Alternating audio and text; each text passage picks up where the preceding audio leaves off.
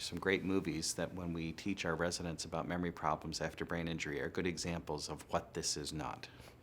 So for example, the Bourne Identity, the Jason Bourne series, where he has a traumatic event and wakes up on the boat and has no idea what he is, where he's been, or the things he's done, but is able to lay down in a pristine fashion everything that happens thereafter. That is the exact opposite of what happens to most people with brain injuries.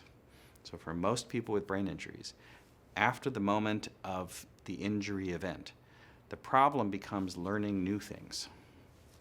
But the past is, for the most part, relatively easily recalled.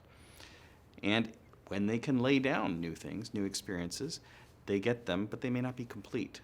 So as you add history to everything that follows after the injury, it becomes a less complete narrative than all the things that happened before it. Now there is this funny period after an injury that we call retrograde amnesia. So if you have an injury today, it may be that for some minutes or hours, or in more severe injuries, days or weeks before the injury, some of that information is lost. I mentioned before the idea of consolidation, right? That once you have represented information in your head, it takes some time, if you will, some processes to get that information to be stable and available for later recall. Well, once you have that injury, that neurotransmitter storm and the damage to those structures interrupts the process of consolidating information. So it's very common that people would have difficulty learning or recalling the stuff that had happened just before the injury. There have been a number of fairly famous examples in the popular press of somebody who is in a car wreck and has an injury, and the media is waiting for them to wake up to tell them what happened just before the injury.